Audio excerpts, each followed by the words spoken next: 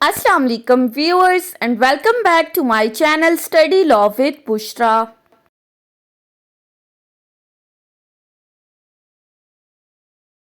So we were discussing Civil Procedure Code 1908. We have discussed up till section 112. In this video we are going to discuss section 113 along with order 46. But before starting the discussion, I request you all to please subscribe to my channel and don't forget to press the bell icon for latest updates. Do share this video with your friends and don't forget to comment your feedback.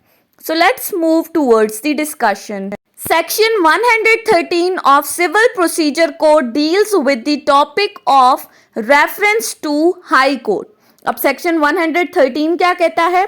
Subject to such condition and limitations as may be prescribed. उन तमाम conditions और limitations को मद्देनजर रखते हुए जो कि prescribe की गई हैं. अब कहाँ prescribe की गई हैं, इनका तरीकाकार कहाँ बताया गया है? सो ऑर्डर 46 बेसिकली हमें वो तरीका बताता है, वो प्रोसीजर बता रहा है कि कब हम रेफरेंस फाइल कर सकते हैं और रेफरेंस कैसे फाइल कर सकते हैं हाई कोर्ट के अंदर. Any court may state a case and refer the same for the opinion of high court. अब any court का वर्ड यूज हुआ है, यानी कि कोई भी अदालत किसी भी केस को रेफर कर सकती है हाई कोर्ट को ताकि वो उससे उस केस के मुतालिक कोई ओपिनियन ले सके. अगर कहीं पर किसी कोर्ट को किसी केस में कोई डाउट है तो वो हाई कोर्ट का ओपिनियन लेने के लिए उसे रेफरेंस भेज सकती है. And the High Court may make such order thereon as it thinks fit. और जब हाई कोर्ट को ये रेफरेंस भेजा जाएगा तो हाई कोर्ट इस रेफरेंस को मौसूल करने के बाद उस पर जिस किस्म का ऑर्डर उसे मुनासिब लगता है वो ऑर्डर वो पास कर सकती है. सो सेक्शन 13 सिंपल हमें क्या बता रहा है कि कोई भी कोर्ट अपने किसी भी केस को जहां पर उसको किसी तरह का कोई रीजनेबल डाउट है वो उस केस को रेफर कर सकती है हाई कोर्ट को और फिर हाई कोर्ट फर्दर उस पर जो भी उसको ऑर्डर सुटेबल लगता है वो ऑर्डर पास कर सकता है. अब रेफरेंस कब फाइल किया जाएगा, किन सूरतों में फाइल किया जाएगा, उसका तरीकाकार क्या है, ये तमाम चीजें हमें बताता है हमारा ऑर्डर 46. सो हम ऑर्डर 46 को डिस्कस करते हैं, वन बाय वन उसके रूल्स को देखेंगे. सो स्टार्ट करते हैं हम रूल 1 से. रूल 1 डील करता है reference of question to the high court. अब इस रूल में सिंपली बात की गई है कि आप किसी भी क्वेश्चन ऑफ लॉ को रेफर कर सकते हैं हाई कोर्ट को. So rule 1 states that where before or on the hearing of suit or an appeal in which the decree is not subject to appeal.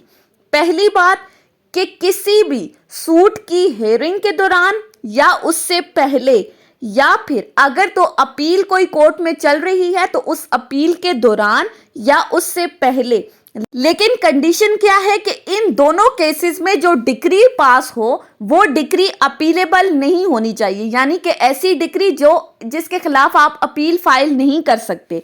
तो इन केसेस के दौरान और where in the execution of any such decree या फिर किसी भी decree की execution के दौरान एनी क्वेश्चन ऑफ लॉ और usages having the force of law arises on which the court trying the suit or appeal executing the decree entertains reasonable doubt. तो अगर तो इन तमाम केसेस के दौरान यानी कि सूट की हियरिंग के दौरान या उससे पहले, अपील की हियरिंग के दौरान या उससे पहले या डिक्री की एग्जीक्यूशन के दौरान कोई ऐसा क्वेश्चन ऑफ लॉ अराइज होता है, अब चाहे वो किसी एक्ट से रिलेटेड है, किसी प्रोविजन से रिलेटेड है या ऐसा यूजेज जिसको फोर्स ऑफ लॉ हासिल है, अगर तो ऐसा कोई क्वेश्चन अराइज हो रहा है तो वो कोर्ट जो इस सूट को सुन रही है या इस अपील को सुन रही है या इस डिक्री की एग्जीक्यूशन कर रही है उसको इस क्वेश्चन ऑफ लॉ के ऊपर किसी तरह का कोई डाउट है तो फिर ये कोर्ट क्या कर सकती है, द कोर्ट में ऑन इट्स ऑन मोशन या तो अपने ऑन पे और on the application of any party या फिर पार्टीज की एप्लीकेशन के ऊपर draw up a statement of the facts of the case. वो एक स्टेटमेंट ड्रॉ करेगी जिसके अंदर वो उस केस के फैक्ट्स को मेंशन करेगी and the point on which the doubt is entertain और साथ ही साथ उस पॉइंट ऑफ लॉ को भी, उस क्वेश्चन ऑफ लॉ को भी मेंशन करेगी जिस पर उसे किसी तरह का कोई भी डाउट है, and refer such statement with its on opinion on the point for the decision of the high court. और इसके साथ उस क्वेश्चन ऑफ लॉ से रिलेटेड वो अपना ओपिनियन राइट डाउन करके इसको भेज देगी हाई कोर्ट को, इसको रेफर कर देगी हाई कोर्ट के ओपिनियन के लिए। सिंपली रूल 1 ने क्या कहा, किसी भी सूट की हियरिंग के दौरान या उससे पहले अपील की हियरिंग के दौरान या उससे पहले किसी भी एग्जीक्यूशन ऑफ द डिक्री में अगर तो कोई भी ऐसा क्वेश्चन ऑफ लॉ अराइज होता है या फिर कोई भी यूजेज जिसे फोर्स ऑफ लॉ हासिल है, तो वो कोर्ट जो इन तमाम केसेस को डील कर रही है, अगर उसको उस क्वेश्चन ऑफ लॉ से रिलेटेड कोई डाउट है तो वो अपने ऑन पे या पार्टीज की एप्लीकेशन पे एक स्टेटमेंट ड्रॉ करेगी, उसके अंदर फैक्ट्स ऑफ केस मेंशन करेगी और फिर इसको रेफर कर देगी हाई कोर्ट को। नेक्स्ट है हमारे पास रूल 2। रूल 2 बात करता है court may pass the decree contingent upon the decision of high court. अब अगर आप इस रूल 2 के टाइटल को देखें तो इस रूल के अंदर बेसिकली कंटिंजेंसी की बात की गई है। कॉन्टिजेंट कॉन्ट्रैक्ट्स आपको याद है, हमने कहा था कंडीशनल कॉन्ट्रैक्ट, तो कॉन्टिंजेंसी का मतलब क्या है, कंडीशन है, एक शर्त लगा दी है कि कोर्ट जो भी डिक्री पास करेगी वो हाई कोर्ट के डिसीजन के अकॉर्डिंग होगी, ये लाजमी शर्त है। कैसे, द कोर्ट में ईदर स्टे द प्रोसीडिंग और proceed in the case not with standing such reference. अब वो कोर्ट जिसने कोई क्वेश्चन ऑफ लॉ पे उसको डाउट था, जो उसने रेफर किया हाई कोर्ट को, तो ऐसी कोर्ट के पास दो ऑप्शन हैं कि वो चाहे तो अपनी प्रोसीडिंग्स को स्टे कर सकती है, यानी कि जो केस उसके पास चल रहा था जिससे रिलेटेड उसने रेफरेंस भेजा है, वो या तो उसकी प्रोसीडिंग्स को स्टे कर सकती है या फिर उस रेफरेंस से हटकर वो उस प्रोसीडिंग्स को फर्दर चला भी सकती है, यानी कि उस केस को फर्दर प्रोसीड कर सकती है। And may pass a decree or make an order contingent upon the decision of the high court on the point referred. लेकिन इस केस से रिलेटेड जो उसने डिक्री पास करनी है या कोई ऑर्डर पास करना है, तो शर्त क्या है कि जिस पॉइंट पे उसने हाई कोर्ट को रेफरेंस भेजा था, तो हाई कोर्ट जो भी डिसीजन देगी वो उसके अकॉर्डिंग इस केस से रिलेटेड डिक्री पास करेगी। लेकिन फर्दर इसमें क्या कहा है, बट नो डिक्री और order shall be executed in any case in which such reference is made until the receipt of a copy of judgment of the High Court upon the reference। Further rule 2 में execution की बात की गई है कि ठीक है, वो कोर्ट या तो प्रोसीडिंग्स को स्टे कर सकती है या केस को फर्दर प्रोसीड कर सकती है, लेकिन उस डिक्री की एग्जीक्यूशन वो तब तक नहीं करा सकती जब तक कि हाई कोर्ट ने रेफरेंस पर अपना कोई डिसीजन ना दिया हो। जब तक हाई कोर्ट के रेफरेंस का डिसीजन नहीं आएगा उस वक्त तक इस डिक्री की या इस ऑर्डर की एग्जीक्यूशन नहीं कराई जा सकती under rule 2। So simple, court के पास दो ऑप्शंस हैं, प्रोसीडिंग्स को स्टे करना या फर्दर प्रोसीड करना। लेकिन कंटिंजेंसी क्या है कि वो जो डिक्री पास करेगी इस केस के ऊपर या कोई भी ऑर्डर पास करेगी वो हाई कोर्ट के डिसीजन के अकॉर्डिंग ही होना चाहिए। उसके बाद आ जाते हैं रूल 3 के ऊपर। रूल 3 बात करता है judgment of high court to be transmitted and the case disposed of accordingly. अब इस रूल में हम पहुंच गए कि हाई कोर्ट को रेफरेंस भेजा, हाई कोर्ट ने वसूल कर लिया। अब उसके बाद हाई कोर्ट क्या करेगी? So rule 3 states that the high court after hearing the parties if they appear and desire to be heard shall decide the point so referred and shall transmit the copy of its judgment under the signature of registrar।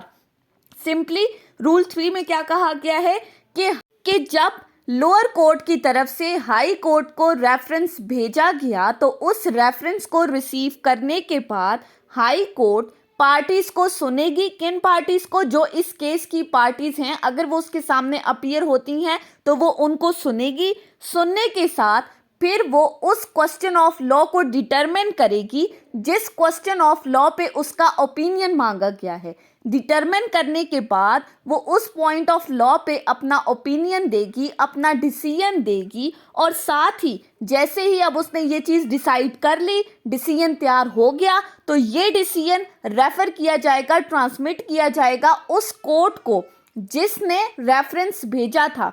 लेकिन transmit करने से पहले उस judgement के नीचे registrar का signature किया जाएगा, हाई कोर्ट के रजिस्ट्रार का, और फिर उस कोर्ट को ये कॉपी भेज दी जाएगी जिस कोर्ट ने उस पॉइंट ऑफ लॉ पे हाई कोर्ट का ओपिनियन मांगा था। And such court shall on the receipt thereof proceed to dispose of the case in conformity with the decision of high court. और जब निचली कोर्ट को ये डिसीजन रिसीव होगा तो फिर वो इस डिसीजन के अकॉर्डिंग अपने केस को डिस्पोज ऑफ करेगी, अपने केस को डिसाइड करके उस पर डिक्री पास कर देगी। सिंपली अगर हम रूल 3 को देखें, हाई कोर्ट के पास रेफरेंस आया, उसने पार्टीज को सुना, सुनने के बाद उस पॉइंट ऑफ लॉ को डिसाइड किया, डिसाइड करने के बाद यानी कि अपना ओपिनियन दिया, उसके बाद उसकी एक कॉपी उस कोर्ट को भेज दी रजिस्ट्रार के सिग्नेचर के साथ जिस कोर्ट ने उसे ये रेफरेंस भेजा था। फिर जब निचली कोर्ट इस रेफरेंस के डिसीजन को वसूल करेगी तो उसके बाद फिर वो अपने केस को इस डिसीजन के अकॉर्डिंग डिस्पोज ऑफ करके उस केस से डिक्री पास कर देगी। नेक्स्ट है हमारे पास रूल 4। रूल 4 बात करता है cost of reference to the high court. अब इस रूल में सिंपली रेफरेंस की कॉस्ट को डिस्कस किया गया है। The cost if any consequent on the reference for the decision of high court shall be the cost in the case। कि reference पर अगर किसी तरह की कोई कॉस्ट है तो उसको केस की कॉस्ट ही कंसिडर किया जाएगा और जिस पार्टी ने भी ये कॉस्ट देनी है फिर उस पर ये कॉस्ट लगाई जाएगी। नेक्स्ट है हमारे पास रूल 5। रूल 5 बात करता है power to alter etcetera the decree of court making the reference. अब यहाँ पर उस कोर्ट की पावर्स बताई गई हैं जहां आप रेफरेंस भेज रहे हो। रेफरेंस आपने कहाँ भेजना है? हाई कोर्ट में। So where a case is referred to High Court under Rule 1, the High Court may return the case for amendment। कि जब आपने रूल 1 में जो हमने डिस्कस किया कि आप रेफरेंस भेज सकते हो हाई कोर्ट को, जब अंडर रूल 1 एक केस रेफर कर दिया है हाई कोर्ट को तो हाई कोर्ट के पास क्या पावर है कि वो उस केस को रिटर्न कर सकती है उस कोर्ट को जिसने ये रेफरेंस भेजा है, अगर उसमें किसी भी तरह की कोई अमेंडमेंट करनी है, and may alter, cancel or set aside the decree or order which the court making the reference has passed। और अगर तो उस कोर्ट ने जिसने रेफरेंस भेजा है अगर उस कोर्ट ने इस केस से रिलेटेड कोई डिक्री पास की है या कोई ऑर्डर पास किया है तो हाई कोर्ट इस डिक्री या ऑर्डर को ऑल्टर कर सकती है, कैंसिल कर सकती है या सेट असाइड कर सकती है and make such order as it things fit. और कोई भी ऑर्डर पास कर सकती है जो कि उसको सूटेबल लगता है। So rule 5 powers of high court. Next है हमारे पास रूल 6। रूल 6 बात करता है power to refer to high court the question is the jurisdiction in small causes. अब रूल 6 में बेसिकली स्मॉल कॉजेज कोर्ट की जुरिस्डिक्शन को डिस्कस किया गया है। So sub rule 1 where at any time before a judgment a court in which the suit has been instituted doubts whether the suit is cognizable by the courts of small causes or is not so cognizable। कि जब अगर कोई case आपने किसी भी court में file कर दिया है और वो कोर्ट जजमेंट से पहले किसी भी टाइम पर जिस कोर्ट में आपने सूट इंस्टीट्यूट किया अगर उस कोर्ट को बिफोर जजमेंट किसी भी तरह का कोई भी शक है, अब शक किस चीज से रिलेटेड है कि आया जो केस इसके पास फाइल किया गया है वो स्मॉल कॉजेस कोर्ट के लिए कॉग्निजेबल है या नहीं, उनकी कॉग्निजेंस में आता है या नहीं, तो ऐसी सूरत में ये कोर्ट क्या कर सकती है? It may submit the record to the High Court with a statement of its reason for the doubt as to the nature of suit। तो वो इस तमाम केस का रिकॉर्ड तैयार करेगी और इस रिकॉर्ड को भेज देगी हाई कोर्ट को, साथ में रीजंस बताएगी, स्टेटमेंट तैयार करेगी कि किस तरह का उसको डाउट है किस इस सूट से रिलेटेड। फिर क्या होगा? हाई कोर्ट को अब रेफरेंस भेज दिया। क्लॉज 2 कहती है on receiving the record and the statement, जब हाई कोर्ट को ये रिकॉर्ड और ये स्टेटमेंट मिलेगी जो इस लोअर कोर्ट ने भेजी है, the high court may order the court either to proceed with the suit or to return the plaint for presentation to such other court as it may in its order declare to be competent to take the cognizance of the suit. तो high court के पास क्या power है कि वो order pass कर सकती है उस कोर्ट को जिसने ये रेफरेंस भेजा है अगर तो उसे लगता है कि ये इस कोर्ट की कॉग्निजेंस में, तो वो उसे ऑर्डर करेगी कि आप इस केस को फर्दर प्रोसीड कर सकते हैं। अगर उसकी स्मॉल कॉजेस कोर्ट की कॉग्निजेंस में है तो फिर इसको कहेगी कि आप इस केस को रिटर्न कर दें और साथ में डिक्लेरेशन देगी कि ये स्मॉल कॉजेस कोर्ट के लिए की कॉग्निजेंस में आता है, लिहाजा इसको उस कोर्ट में फाइल किया जाए। सो सिंपली रूल 6 में स्मॉल कॉजेस कोर्ट की जुरिस्डिक्शन को डिस्कस किया गया है। हाई कोर्ट के पास पावर है कि वो इस तरह का ऑर्डर पास कर सकती है। नेक्स्ट है हमारे पास रूल 7, लास्ट रूल है इस ऑर्डर का। Power to district court to submit for revision proceedings had under mistake as to the jurisdiction in small causes। अब इस रूल में डिस्ट्रिक्ट कोर्ट की जुरिस्डिक्शन को डिस्कस किया गया है regarding the cases. So rule 7 हमारे पास सब रूल 1 क्या कहता है, where it appears to the district court that a court subordinate thereto has by reason of erroneously holding a suit to be cognizable by the court of small causes or not be so cognizable failed to exercise a jurisdiction vested in it by law or exercised a jurisdiction not so vested। अब simply यहां तक क्या कहा गया है rule 7 में कि जब डिस्ट्रिक्ट कोर्ट को ये लगता है कि जो कोर्ट उसके सबऑर्डिनेट है उसमें कोई ऐसा सूट फाइल किया गया है या इस सबऑर्डिनेट कोर्ट ने उस सूट में कोई भी डिक्री या ऑर्डर पास किया है जो कि इसकी कॉग्निजेंस में नहीं था और वो cognizable by small causes court है और इस सबऑर्डिनेट कोर्ट ने अपनी जुरिस्डिक्शन को इरोनियसली एक्सरसाइज किया है, यानी कि या फिर जो जुरिस्डिक्शन उसके पास नहीं थी किसी केस से रिलेटेड उसने वो पावर भी एक्सरसाइज कर ली, या जहां पर उसको जुरिस्डिक्शन दी गई थी और उसने किसी केस को डिसाइड नहीं किया, कोई भी मैटर हो सकता है। अगर तो डिस्ट्रिक्ट कोर्ट को किसी भी तरह का कोई डाउट है अपनी सबऑर्डिनेट कोर्ट से रिलेटेड, तो यहां पर डिस्ट्रिक्ट कोर्ट के पास क्या पावर है, द डिस्ट्रिक्ट कोर्ट में if required by a party shall submit the record to high court with a statement of its reason for reconsidering the opinion of subordinate court with respect to the nature of suit। तो district court क्या कर सकती है, वो इस case का record निकालेगी, इस रिकॉर्ड को रेफर करेगी हाई कोर्ट को, साथ में एक स्टेटमेंट तैयार करेगी, उसके अंदर रीजंस मेंशन करेगी और साथ ही साथ ये बताएगी कि आया इसकी कॉग्निजेंस में, सबऑर्डिनेट कोर्ट की कॉग्निजेंस में ये सूट था या नहीं, आप इस चीज को डिसाइड करें। अब जब हाई कोर्ट इस रिकॉर्ड को रिसीव करेगी तो क्या होगा, on receiving the record and statement the high court may make such order in the case as it thinks fit. High court को रिकॉर्ड मसूल हुआ, जो भी ऑर्डर उसको मुनासिब लगता है वो ऑर्डर वो पास कर देगी।